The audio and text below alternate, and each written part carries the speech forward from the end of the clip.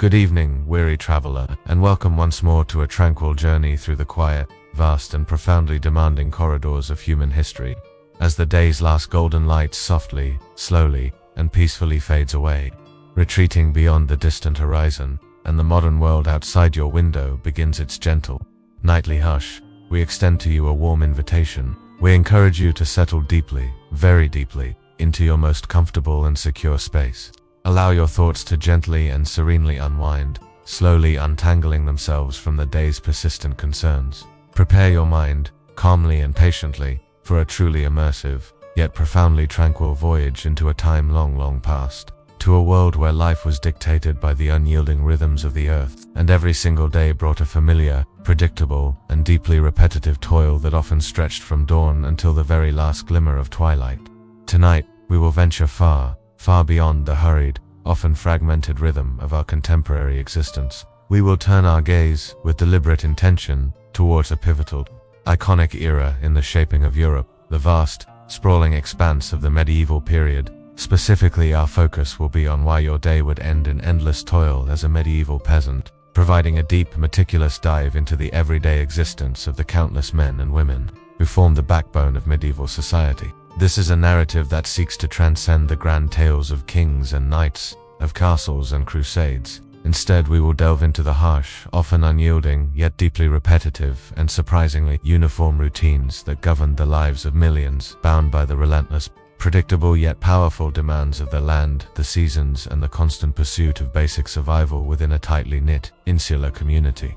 Imagine, for a long, quiet, contemplative moment, a life dictated not by personal ambition or technological advancement, but by the raw, unceasing demands of nature itself. A world where the dawn brought not the promise of leisure or novelty, but the absolute certainty of endless, familiar labor, where every precious hour, every single minute was consumed by a single, often physically exhausting, repetitive task performed within the vast open fields under the ever-present watchful gaze of the sun or beneath the ominous gray skies of approaching storms. This was a life of quiet, profound endurance, of deep physical strain, and of an almost hypnotic monotony that, paradoxically, can now serve to lull the modern mind into a state of deep calm.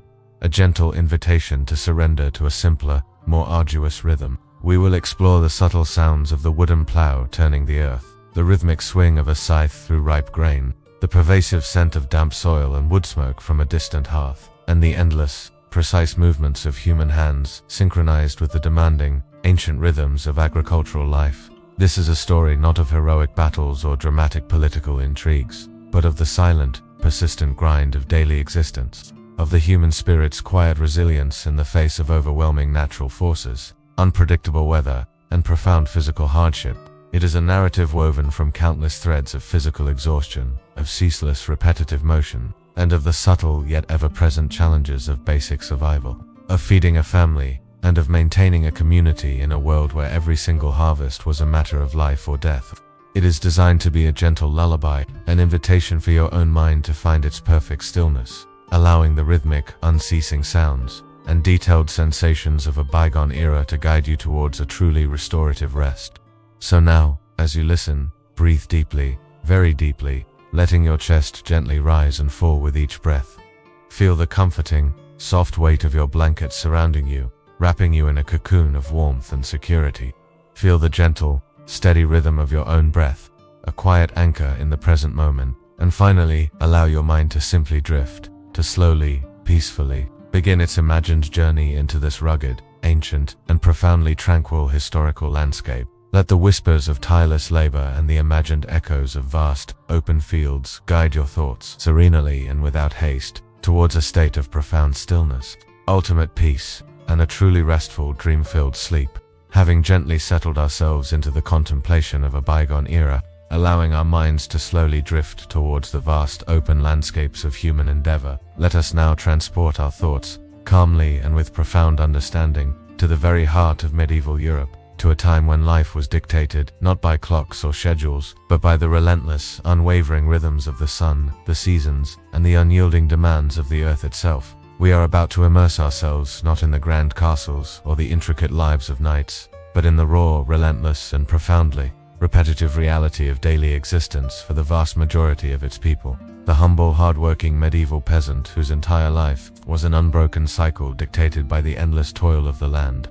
This is a story of sheer quiet endurance, of sensory immersion in a world fundamentally bound to the earth and its unpredictable whims, and of the unique kind of weariness that only constant cyclical manual labor can induce, a weariness so deep it might paradoxically lull your own mind into a profound and dreamless sleep. Imagine, for a long, quiet moment, the very start of such a day, deeply rooted in the ancient patterns of rural existence. The hour is impossibly early, long before the first hint of golden light has even begun to paint the eastern sky, which is still shrouded in the deep, cool, indigo blue of pre-dawn. You are awakened not by a jarring alarm, nor by the subtle shift in air, but by the internal clock of your own body, a profound ingrained rhythm attuned to the necessities of survival. Perhaps the faint, distant crow of a rooster from a neighboring hut, or the low, almost imperceptible murmur of a cow beginning to stir in its shed attached to your dwelling gently pulls you back from the depths of sleep. Your small, simple Madandrota home, its walls made of rough-hewn timber woven with branches and plastered with clay and straw, its roof thatched with thick layers of straw or reeds, feels cool and dark, its thick, insulating structure still holding the night's coolness against the encroaching morning warmth.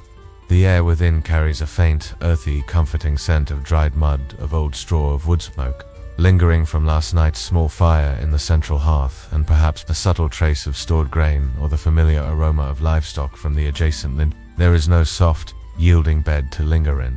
Your sleeping mat, woven from coarse straw or rushes, lies directly on the packed earth floor, offering only a firm, utilitarian comfort, its rough texture a constant, subtle reminder of your humble station. You rise slowly, stiffly, your muscles already aching with a deep, persistent soreness from yesterday's relentless toil in the fields, a low, constant thrum of fatigue already present deep within your limbs. The floor beneath your bare feet is cool, rough earth, its uneven texture familiar against your soles. The process of preparing for the day is quick, efficient, and deeply habitual, utterly devoid of any lingering luxury or modern convenience. There is no running water piped into your dwelling.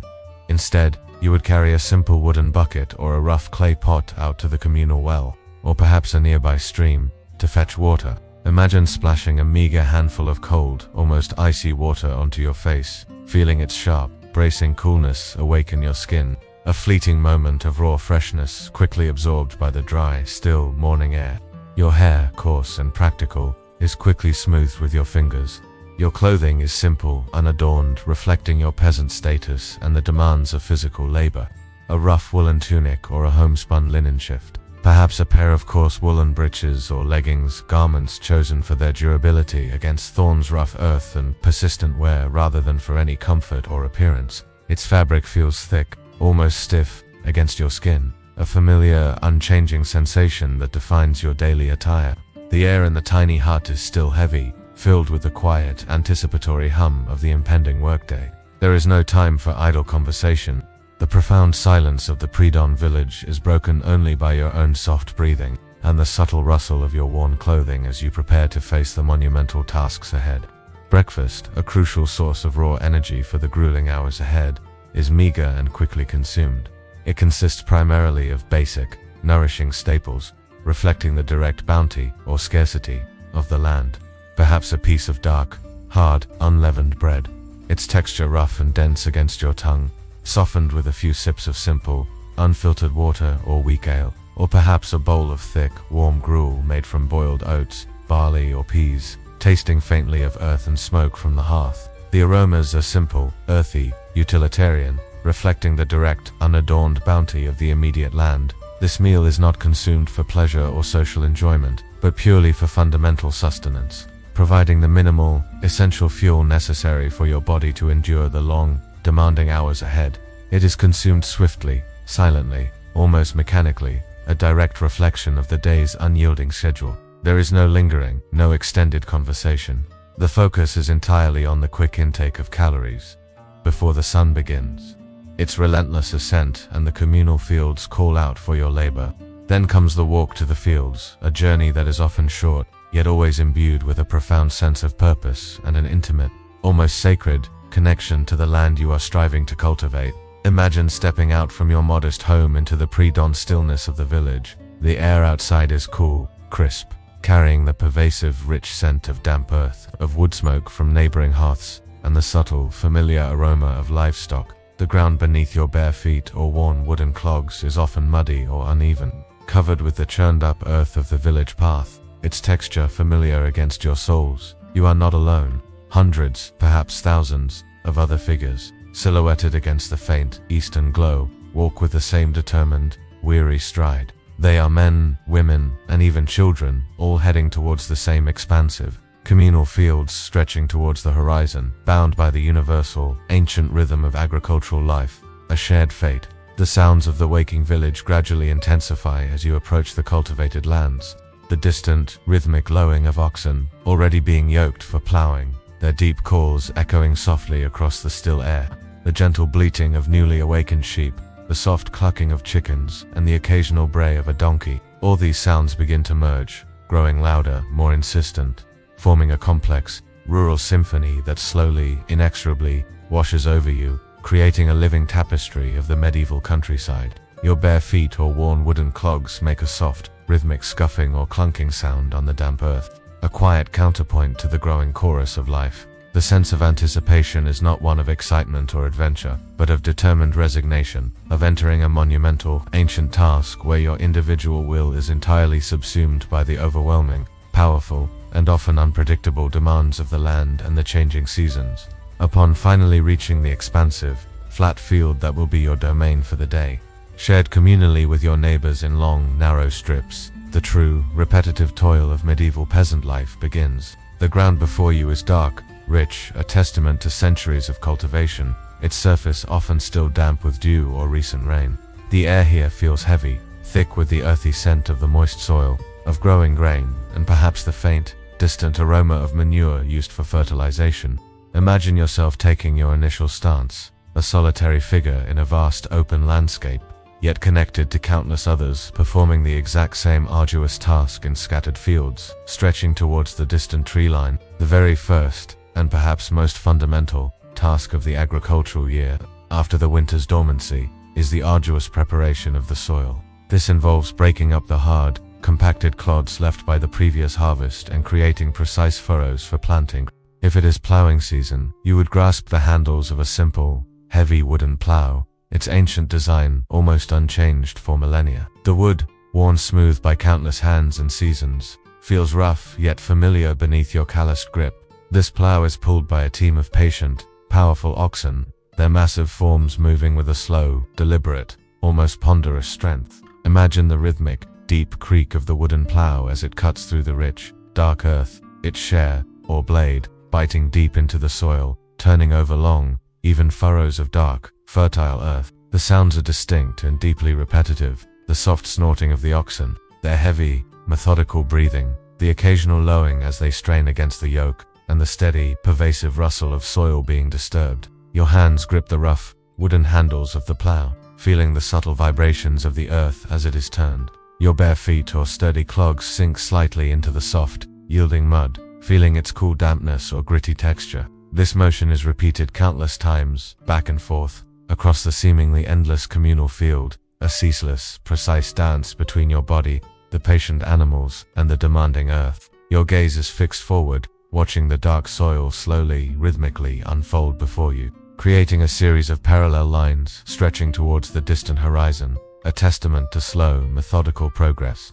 The physical strain is constant, a deep, persistent ache in your back and shoulders. But the rhythm is hypnotic, almost meditative, allowing your mind to drift into a state of quiet, focused endurance, merging with the ancient cycle. Once the furrows are meticulously prepared, the next crucial task is the sowing of seeds, another deeply repetitive yet profoundly vital activity, imbued with the silent hope of future sustenance. Imagine yourself walking slowly, deliberately, along each newly formed furrow, your bare feet sinking gently into the soft, damp earth, feeling its cool embrace. Your hand, holding a small pouch filled with precious barley, rye, or emmer wheat seeds, moves with a practiced, rhythmic sweep. You gently scatter the seeds, a small, continuous shower of life falling into the waiting, open soil. The sound is subtle, almost imperceptible, the soft rustle of seeds in your hand, the faintest patter as they land on the earth, and the gentle whisper of the breeze. This precise, repetitive motion is performed again and again, across the entire communal field, an endless progression of sowing, each individual seed a silent promise of future sustenance, a quiet investment in the coming year. The aroma of the raw seeds, earthy and subtly sweet, fills your nostrils, an unchanging, comforting part of your sensory world, connecting you to the very essence of life. After the precious seeds are sown and gently covered by another pass of the plow or harrow, the long patient work of tending the crops begins, a crucial phase that demands constant, watchful waiting and diligent care. Imagine spending hours, day after quiet day, standing silently in the fields, the relentless medieval sun beating down upon your head, its warmth a constant, pervasive presence. You would spend countless hours simply observing, looking for early signs of disease in the young shoots, for the telltale tracks of pests, or for persistent weeds encroaching upon the precious young plants. The sounds would be subtle, the gentle hum of unseen insects, the distant drone of a foraging bee, the soft rustle of young grain stalks swaying gently in the breeze. The air would be thick with the comforting scent of sun-baked earth and growing greenery. Your fingers carefully pulling out unwanted plants one by one, feeling the rough earth beneath your hands, ensuring the precious food crops received all the nourishment. This quiet, persistent guardianship, day after patient day, through the long hot months, formed the central, unyielding rhythm of your existence, a slow, continuous battle for sustenance. Protecting the growing crops from various threats was another continuous, often monotonous, responsibility that demanded constant vigilance. Imagine spending long hours in the intense heat, watching over the fields, your eyes constantly scanning the distant horizon and the vast, open sky. Swarms of locusts, though rare, could devastate an entire harvest in mere minutes, a terrifying, sudden threat that brought profound despair. Birds, too, were a constant menace, swooping down in flocks to consume precious grain. You might stand for hours, occasionally shouting or waving your arms to scare them away, your voice a lonely echo in the vast open field. Or you might be tasked with setting simple, repetitive traps for small rodents, checking them morning and evening, a quiet, continuous effort to protect your vital food source. This vigilant, repetitive watchfulness, often performed in profound silence, under the relentless, unchanging sun, was yet another facet of the farmer's unyielding daily life, a quiet, ceaseless battle against the persistent, unpredictable forces of nature. The food, throughout these long, hot, physically demanding days, remained simple and deeply repetitive, reflecting the direct output of your labor. Your meals were consumed quickly, efficiently, often in the field itself, in the scant shade of a lone tree or a temporary shelter. It consisted of the same basic staples: coarse bread, perhaps some onions or lentils, a little cheese, and water or weak ale. Imagine the taste, the texture, the simple raw sustenance, a direct reflection of your body's intense physical needs, rather than a moment of culinary pleasure. Every mouthful was fuel, nothing more, consumed with a quiet, focused attention on the next task, the next hour of labor. The only sounds would be the gentle rustle of your clothes, the subtle hum of insects, and the distant, ever-present whisper of the wind through the ripening grain.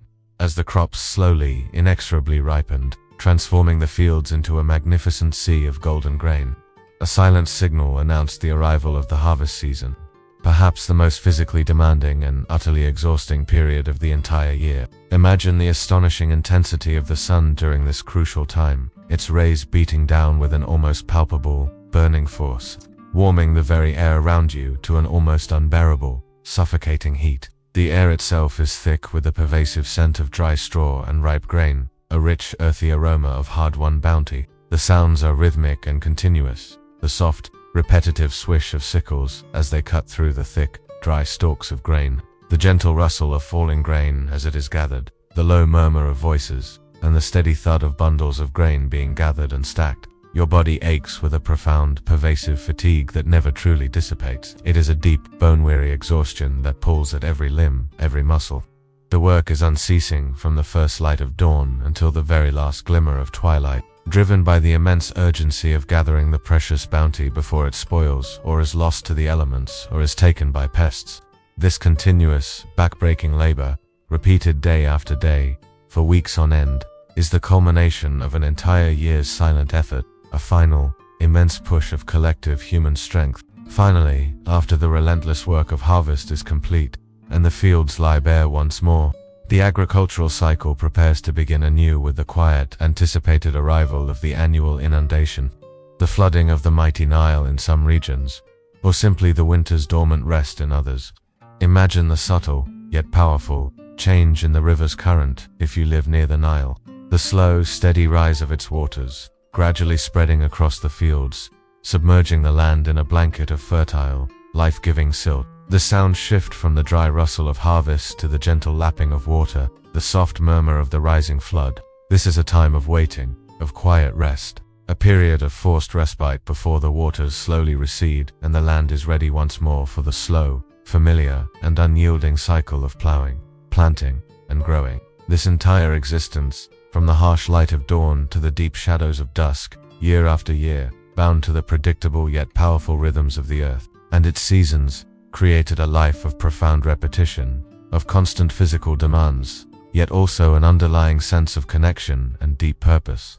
This deep, unchanging rhythm, this endless cycle of nature and human labor, will now gently guide your own mind towards a profound and dream-filled sleep, a peaceful surrender to the ancient eternal patterns of existence.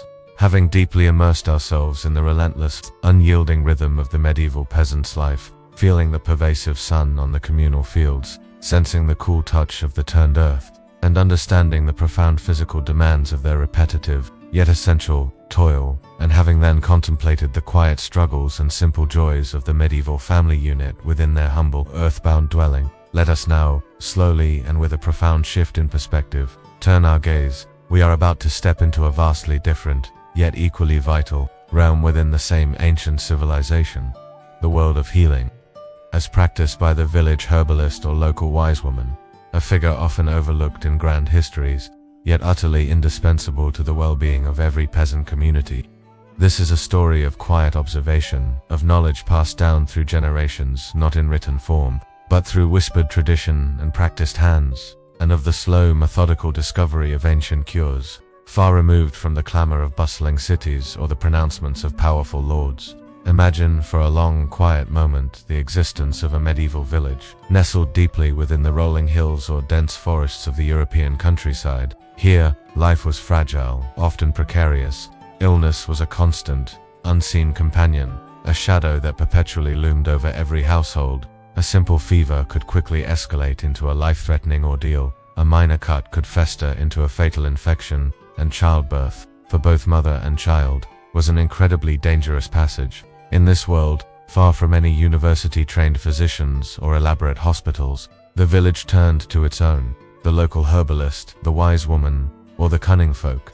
These individuals were rarely learned in the formal sense, possessing no grand libraries of scrolls or texts. Instead, their wisdom was deeply rooted in the land itself, in generations of quiet observation, careful experimentation, and an intimate understanding of the surrounding natural world.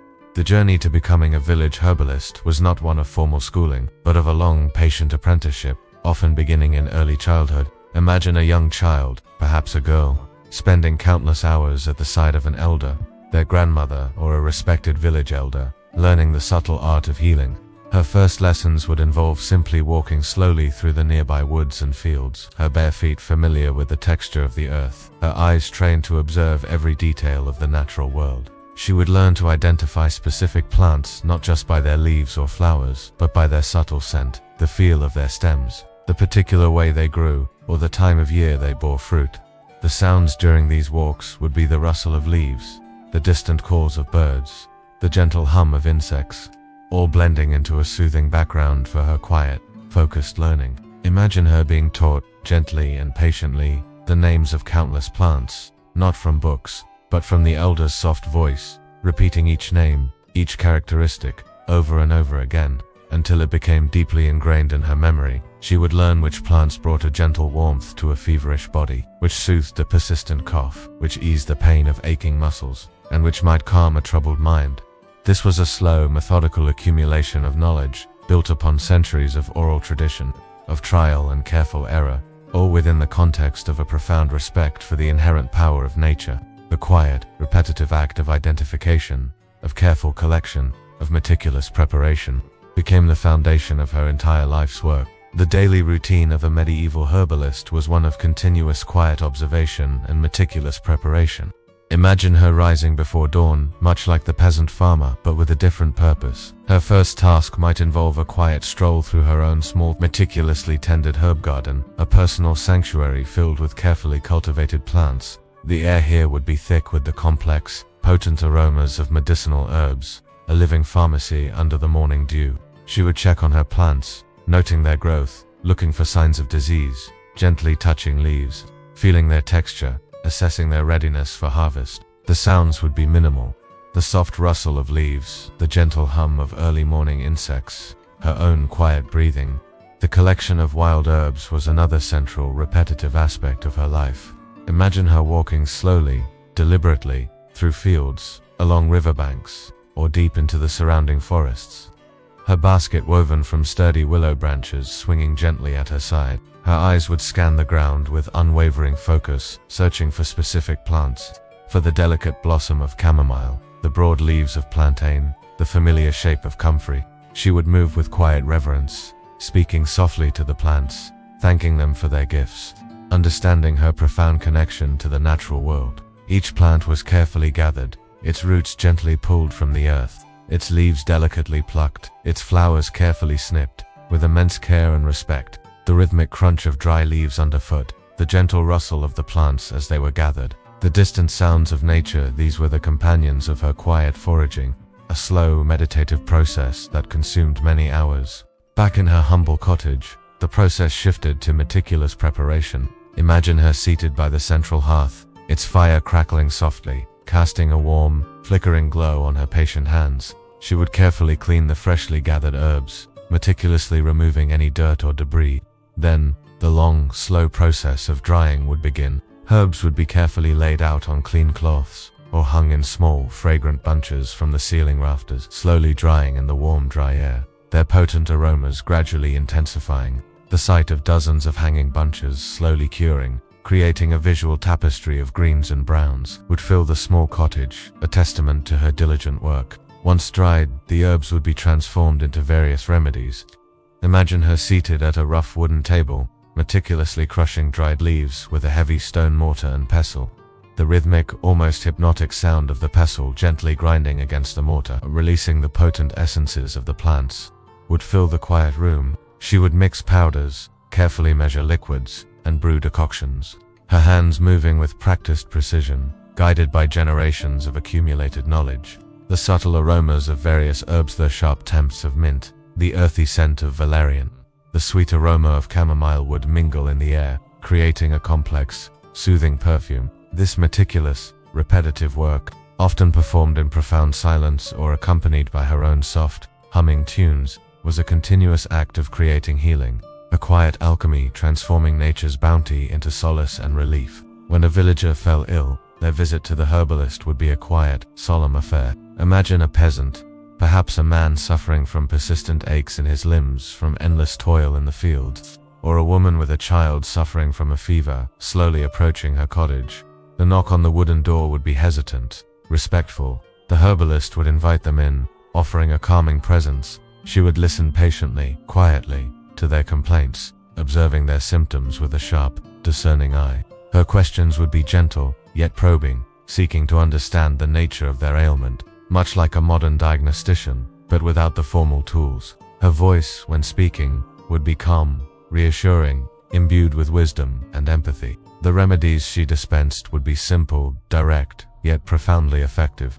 Imagine her carefully selecting specific dried herbs from her vast collection, perhaps preparing a warm, steaming herbal tea, its comforting aroma filling the air. Or she might mix a salve from beeswax and medicinal herbs, gently warming it over the hearth, its texture smooth and soothing as it was applied to an aching joint. For persistent coughs, she might prescribe a syrup made from honey and potent herbs, its sweetness masking the bitter taste of the medicine. Her instructions would be clear, concise, and given with a quiet authority, emphasizing patience and adherence to the natural process of healing. The subtle, earthy taste of her remedies, the comforting warmth of a poultice, the gentle massage of an ointment, these were the physical sensations of medieval healing, delivered with quiet, unwavering care. Her knowledge extended beyond physical ailments to the subtle nuances of the human spirit. She might offer counsel for troubled minds, for those struggling with grief, or for individuals simply overwhelmed by the relentless hardships of peasant life. Imagine her sitting quietly, listening with profound empathy, offering simple, practical advice, or perhaps preparing a calming herbal infusion designed to soothe anxieties and promote peaceful sleep. Her role was not merely as a healer of bodies, but as a quiet confidant, a source of wisdom and comfort in a world often defined by suffering and uncertainty. Her presence in the village was a silent, continuous source of reassurance, a beacon of hope in times of illness and distress. The profound impact of the village herbalist was often unseen, unrecorded in grand histories, yet deeply felt by every member of the community. She was a silent guardian of health, her quiet dedication underpinning the very survival of the village, ensuring that the men and women could continue their arduous toil in the fields, and that the children could grow strong. Her work, though lacking the drama of battle or the fanfare of royal courts, was a continuous, vital act of service, rooted in the land and in deep human empathy. Her knowledge, slowly accumulated and patiently transmitted, represents a vital, enduring thread in the tapestry of human understanding, a quiet legacy of healing wisdom that stretched back to ancient times. The quiet resilience of these herbalists, their unwavering dedication to their craft, their profound connection to the natural world, and their tireless, often unseen efforts to alleviate suffering offer a powerful counter-narrative to the grand histories of the medieval period. They remind us that true wisdom often resides not in formal institutions, but in the quiet observation of nature, in the patient gathering of knowledge, and in the gentle, compassionate application of that understanding for the benefit of others. Their silent legacy of healing, slowly woven through generations, continues to resonate through time, a gentle whisper of ancient remedies. And as you contemplate the quiet dedication and profound wisdom of these unsung healers of the medieval countryside, may your own mind find a similar stillness, a deep sense of calm, preparing you gently for a truly restful and dream-filled sleep. Having deeply immersed ourselves in the relentless, unyielding rhythm of the medieval peasant, life, feeling the pervasive sun on the communal fields, sensing the cool touch of the turned earth, and understanding the profound physical demands of their repetitive, yet essential toil, and having then contemplated the quiet wisdom and meticulous dedication of the village herbalist whose knowledge of nature brought solace and healing, let us now slowly and with a profound shift in perspective turn our gaze. We are about to step into a vastly different, yet equally poignant, realm within the same ancient civilization, the silent, fading remnants of the lost villages of medieval Europe. These are not places of bustling life and grand narratives, but rather somber, tranquil monuments to forgotten dreams, to gradual departures, and to the immense, unhurried power of time and nature to slowly, inexorably reclaim what was once vibrant and full of human ambition. Imagine, for a long, quiet moment, a landscape of rolling hills and gentle valleys, perhaps in England, France, or Germany. Today, as you might observe it, this landscape appears entirely natural, covered with serene pastureland or quiet forests. Yet, beneath the undulating surface of this seemingly untouched land, often hidden from the casual eye, lie the subtle, almost imperceptible echoes of forgotten communities. These are the deserted medieval villages, or DMVs, a phenomenon found across much of Europe, where once thriving settlements, home to hundreds of peasant families, slowly, quietly, vanished from existence, leaving behind only faint whispers in the soil. Their disappearance was rarely a sudden, dramatic event, but more often a slow, agonizing decline, a gradual retreat of human presence in the face of overwhelming, silent forces. The first step in uncovering these lost worlds involves the patient, meticulous work of observation, often without digging a single spade of earth. Imagine an archaeologist, or even a local farmer with a keen, observing eye, walking slowly, deliberately, across what appears to be an ordinary field. Their gaze is not fixed on the surface, but trained to perceive subtle, almost invisible changes in the topography. They search for faint, regular humps and bumps in the ground, for linear depressions that seem too precise to be natural, for slight changes in the color of the soil. These subtle undulations, these barely discernible irregularities, are in fact the silent imprints of ancient dwellings, of long-vanished streets, of collapsed walls, and of forgotten agricultural boundaries. The light of a low morning sun casting long, raking shadows can sometimes reveal these ghost-like patterns with astonishing clarity, bringing a hidden world to subtle, silent life. Once these faint clues are identified, the work transitions to a more technical, yet still profoundly quiet, archaeological process. Imagine teams of researchers moving slowly across the field, not with shovels, but with specialized geophysical instruments. One might be pushing a magnetometer, a device that gently scans the earth for subtle changes in the magnetic field, revealing the ghostly outlines of ancient hearths, pits, or ditches, where human activity once left its invisible mark. Another might be using a resistivity meter, gently dragging it across the ground, sending small electrical currents into the earth to detect variations in soil moisture, which can indicate the presence of buried stone foundations or compacted pathways. The sounds during this phase are minimal: the soft worry of equipment, the quiet murmur of data being recorded, the rhythmic crunch of feet on grass. This meticulous, unseen mapping, performed patiently over many, many hours, slowly, precisely, begins to reconstruct the invisible blueprint of the lost village, revealing its hidden structure without disturbing a single clod of soil. Then, when the time is right, comes the slow, deliberate work of excavation, a profound act of revealing the past, one small layer at a time. Imagine an archaeologist kneeling in the quiet sun, not with heavy machinery or a loud excavator, but with the simplest, most fundamental of tools. A small hand trowel, its blade sharp and precise, a soft bristle brush gently sweeping away fine grains of soil, perhaps a sifting screen to catch the smallest fragments. Each scoop of earth, each delicate sweep of the brush, is performed with unwavering focus, revealing layer upon silent layer of history. The air is often dry, carrying the faint, earthy scent of ancient soil, of damp clay, or of long decomposed organic matter. The sounds are minimal: the soft scrape of metal on compacted earth, the gentle whisper of brushes, the quiet clink of a newly discovered pottery shard.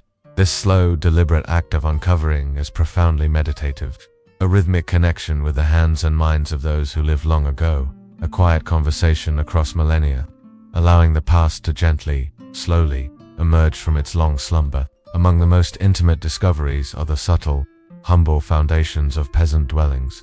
Imagine carefully excavating a series of post holes, small circular depressions in the earth that once held the sturdy wooden posts, supporting the walls of a simple mud and wattle hut. Or perhaps you uncover the packed earth of a sunken floor, a subtle hollow that once defined the living space. At the very heart of the dwelling you might find the stone remnants of a central hearth, its stones blackened by countless fires, still carrying the faint, ancient scent of wood smoke, a tangible link to the warmth and life that once emanated from it. These are not grand structures, they are the most basic, fundamental shelters, yet their unearthed forms speak volumes about the everyday struggles, the ingenious construction methods, and the profound simplicity of medieval peasant life. The soft click of a trowel against a buried stone, the gentle scrape of earth being cleared from an ancient hearth.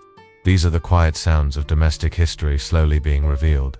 The mundane objects of daily life, though seemingly boring to the modern eye, are the true treasures of these silent sites. Imagine meticulously sifting through excavated soil and slowly, carefully, uncovering fragments of coarse medieval pottery. Each shard, its surface rough and unglazed, might bear the subtle imprint of a thumb or a simple, utilitarian design. These fragments, pieced together in the quiet solitude of the laboratory, tell a rich story of cooking methods, of diet, of trade routes, and of the daily rituals surrounding food and sustenance. Or perhaps you find rusty, corroded iron tools, a fragment of a simple hoe, a broken sickle blade, a worn axe head. These are the direct, tangible links to the calloused hands that once wielded them, to the endless hours of physical toil that defined peasant existence. Animal bones, meticulously separated and identified, speak volumes about the diet of the villagers, the types of livestock they kept, and the methods they used for hunting or butchering. A simple, small clay spindle whorl, its surface worn smooth by countless rotations, silently tells the story of women spinning wool into thread, a repetitive, quiet task performed by the hearth. These are the quiet, unassuming whispers from the past, revealing the profound normalcy of their lives, long before grand narratives. Beyond the individual dwellings, the archaeological landscape of these lost villages also reveals the larger patterns of communal life and agricultural practice. Imagine seeing the subtle undulations in the field, not just as random bumps, but as the unmistakable pattern of ridge and furrow agriculture. These are long, parallel ridges and troughs, created over centuries of repetitive plowing with heavy, ox-drawn plows, a testament to the slow, methodical, communal effort of medieval farming. The ridges, often a foot or more high, and the furrows, where water would collect, show how the peasants managed their soil and drainage. This ancient, enduring pattern, visible from a specific angle of light, or from above, silently tells the story of immense, shared labor of generations working the same land with the same rhythmic motions, their lives inextricably linked to the earth. You might also trace the faint outlines of ancient field boundaries, the subtle paths that once separated one family's strip of land from another's, or the shared common pasture from the lord's domain, revealing the intricate ordered structure of medieval land use. Traces of communal spaces also emerge from the quiet earth. Imagine uncovering the stone foundations of what was once the village. Well, its deep shaft now filled with centuries of soil and debris, but its outlines still clear. This was a vital hub, a place where villagers would gather daily. Their voices, perhaps the loudest sound in the village, as they waited to draw precious water, or perhaps the subtle, rough stone foundations of a communal bread oven. Its interior once glowing with the heat of countless fires, its aroma of freshly baked bread filling the village air. And at the heart of many of these villages, even after everything else has vanished, you might find the enduring, rectangular foundations of the village church, its stones often larger, more meticulously cut, a silent monument to the spiritual center of their lives, a place where joys and sorrows were shared in quiet reverence. These remnants of communal structures quietly reinforce the strong, intricate bonds that held medieval peasant communities together. Bonds forged through shared labor and mutual reliance. The reasons for the profound, silent abandonment of these once thriving villages are as varied and often as mysterious as the sites themselves, each telling a unique story of decline. One major slow-acting factor was often climate change. Imagine the subtle, yet relentless, onset of colder, wetter weather patterns during what historians call the Little Ice Age, slowly, gradually making it harder to grow crops, making harvests less reliable. The sounds of desperate prayers for sunshine, the quiet despair of wilting crops, the slow, agonizing realization that the land could no longer sustain them. Or perhaps, it was simply soil exhaustion, where centuries of continuous, intensive farming, without adequate fertilization or crop rotation, slowly drained the land of its vitality. The yield of grain would slowly diminish, year after year, forcing families to make the difficult, quiet decision to seek new, more fertile lands. Then there was the devastating, silent sweep of the Black Death in the mid-14th century. This was not a sudden, dramatic event for all, but a creeping, insidious killer that silently emptied villages.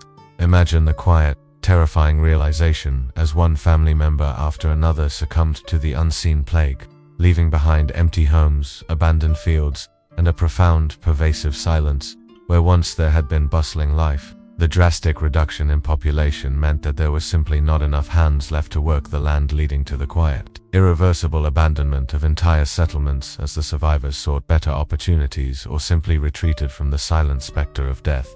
Economic shifts also played a crucial, often quiet, role. The gradual rise of sheep farming driven by the lucrative wool trade sometimes led to landlords evicting peasant communities, slowly tearing down their homes and converting arable land into vast quiet pastures for sheep.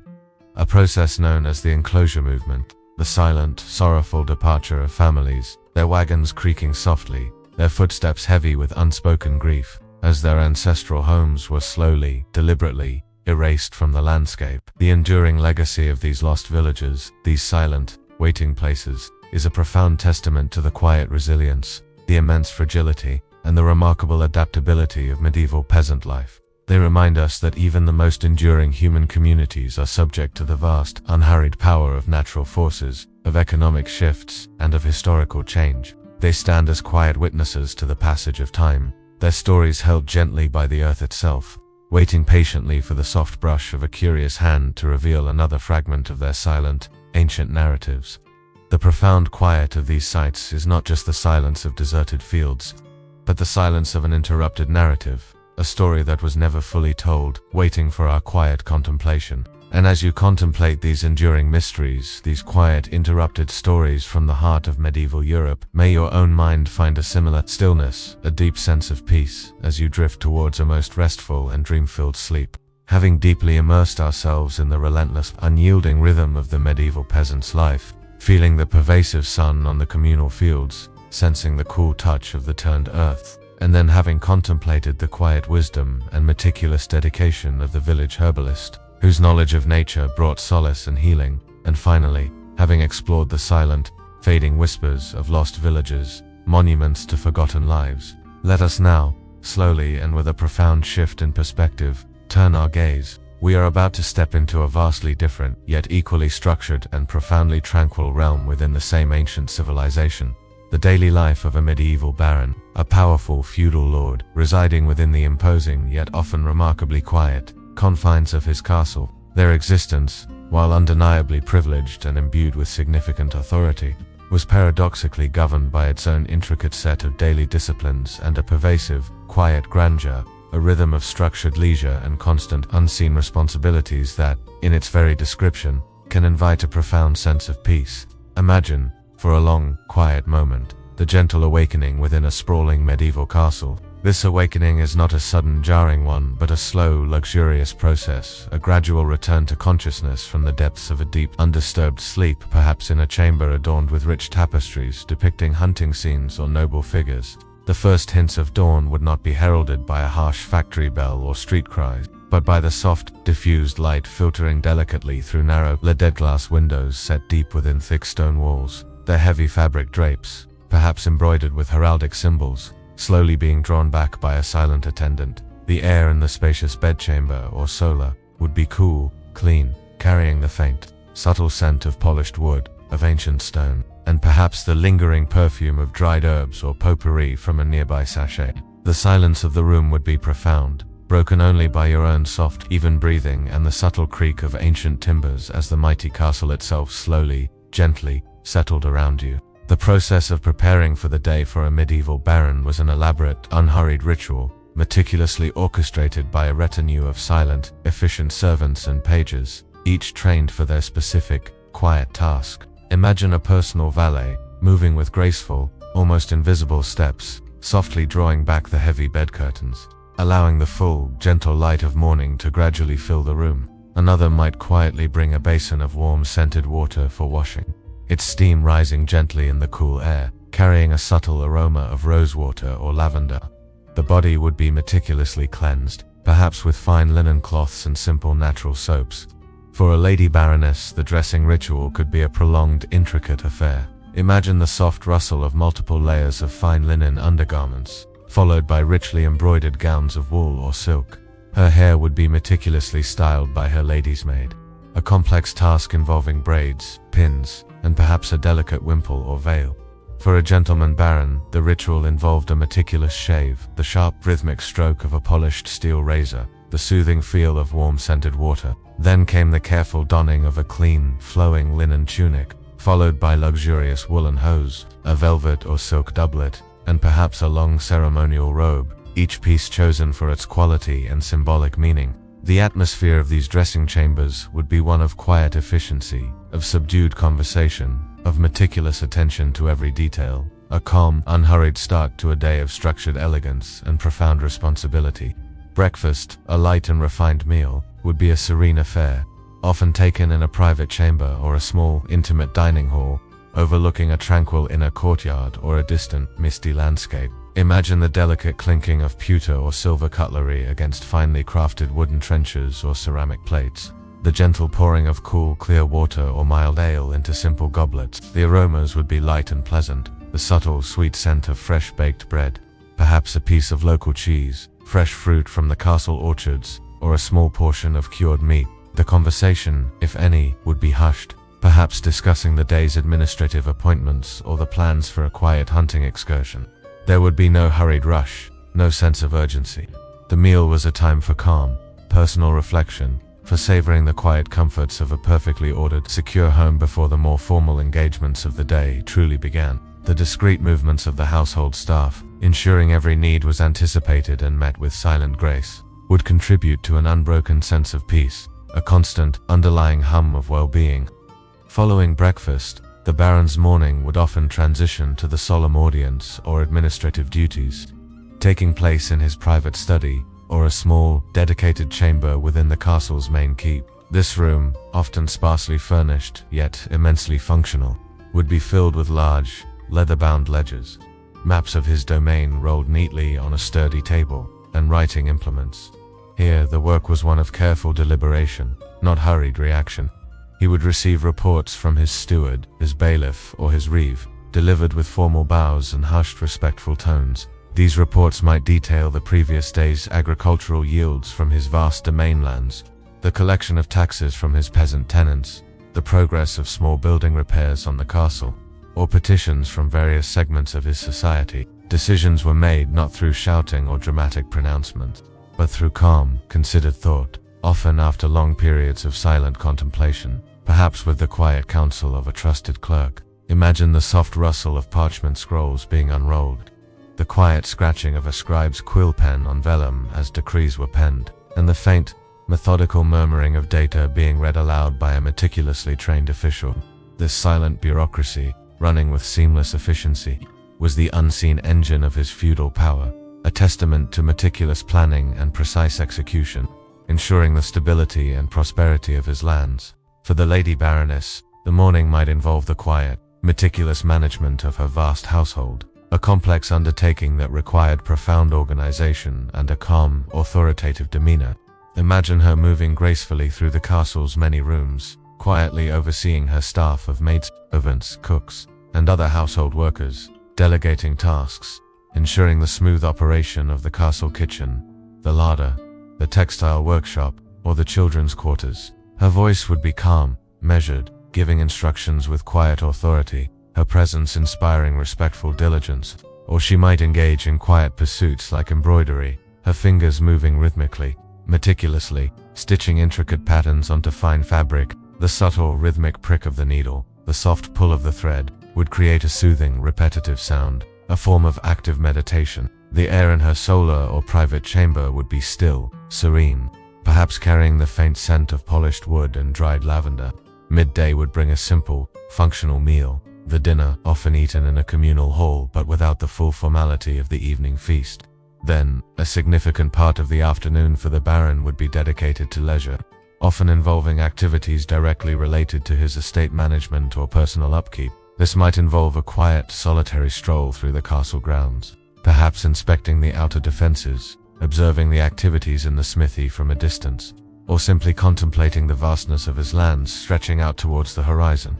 Imagine the feel of rough, ancient stone beneath his heavy boots as he walked along the battlements, the gentle whisper of the wind around the ancient turrets, the distant, muffled sounds of the village below. Or perhaps, he would spend time with his falcons or hunting hounds, tending to their needs with a quiet, patient hand, preparing for a future, more active hunt. The soft rustle of falcon feathers, the gentle whimper of a hound, these were the sounds of his animal companions. For the Baroness, the afternoon might involve more refined, yet equally tranquil, pursuits. She might retire to her private gardens, if the castle was fortunate enough to possess one, a small, enclosed space filled with fragrant herbs and delicate flowers. Imagine the soft crunch of gravel under her light slippers as she strolled along winding paths, admiring the meticulously arranged flower beds, or perhaps gathering a few fragrant herbs for the castle's kitchen or infirmary. The air would be filled with the sweet, pervasive scent of roses, lilies, and countless other blossoms. The only sounds would be the gentle hum of bees, the distant muffled chirping of unseen birds from the dense foliage, and the soft rustle of leaves in a barely perceptible breeze. These moments of quiet solitude in nature provided a serene contrast to the more formal duties of her day. As the afternoon slowly progressed towards evening, the pace of life would remain unhurried, often culminating in the supper, the main evening meal. This was the most important meal of the day, a long, leisurely affair, often lasting for hours, consumed in the great hall. Imagine the soft glow of flickering torches and numerous tallow candles illuminating the vast stone hall, its long wooden tables laden with richly prepared dishes. The aromas would be complex and enticing. Roasted game, fragrant root vegetables, savory pies, and the rich, earthy scent of fine local wine. The sounds would be subtle, the gentle clinking of pewter tankards, the quiet murmuring of conversation among the Baron's household and any guests, often accompanied by the distant soft strains of a lute or a small harp, their melodies weaving gently through the quiet air. This was a time for refined enjoyment, for storytelling, for quiet intellectual discourse, all conducted in a tranquil, controlled environment. fostering deep thought and calm exchange. Evenings, following the elaborate supper, were often dedicated to quiet, intellectual entertainment or simple relaxation within the castle walls. Imagine sitting in a spacious chamber, perhaps near a grand, roaring fireplace, its embers glowing softly, casting long, dancing shadows on the stone walls. The warmth radiated outward, a comforting presence against the cold of the evening. A minstrel might play soft, melodic tunes on a lute, their gentle harmonies filling the air, inviting a sense of peaceful contemplation. Some might engage in quiet games of chess or backgammon, their movements precise, the soft click of game pieces the only sound, requiring quiet concentration. Others might gather to listen to a story being read aloud from a beautifully illustrated manuscript, the reader's calm measured voice a gentle drone, inviting the listeners to drift into the tales of distant lands or heroic deeds. This was a time for intellectual stimulation, for aesthetic pleasure, but all within a framework of profound quietude and controlled elegance. A testament to the pursuit of knowledge and refined leisure. The pervasive sense of order and quiet dignity within the medieval castle was maintained by a vast, largely unseen, network of household servants, knights, and squires. They moved through the complex with a quiet efficiency that bordered on invisibility. Imagine their soft, almost imperceptible footsteps on the stone floors, their hushed whispers as they communicated tasks, their seamless execution of every chore serving meals, maintaining the vast kitchens, tending to the stables, patrolling the walls, all performed without drawing undue attention, ensuring that the baron's environment remained undisturbed and perfectly ordered. Their silent presence was a testament to the meticulous training and discipline instilled throughout the entire household, creating an atmosphere where every need was anticipated and met with seamless grace, reinforcing the sense of effortless authority and control. Even the knights, when not on active duty, would engage in quiet, disciplined practice of their martial skills in the castle yard. The rhythmic clang of practice swords or the soft thud of a lance against a quinton all blended into the background hum of a well-run military household. As night deepened and the final torches in the great hall were softly extinguished by discreet hands, the mighty castle would slowly, gradually, settle into a profound, encompassing silence. The only sounds would be the soft creaking of old timbers as the vast structure responded to the cooling night air.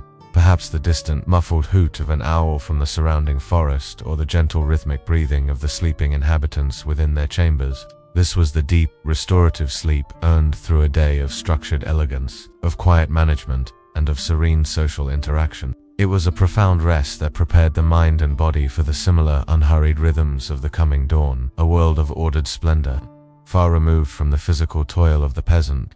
And as you imagine yourself settling into this deep, quiet comfort, feeling the soft embrace of fine linen and listening to the profound stillness of an ancient, elegant medieval castle, allow your own mind to find its perfect stillness, drifting gently, peacefully into a deep and truly dream-filled sleep.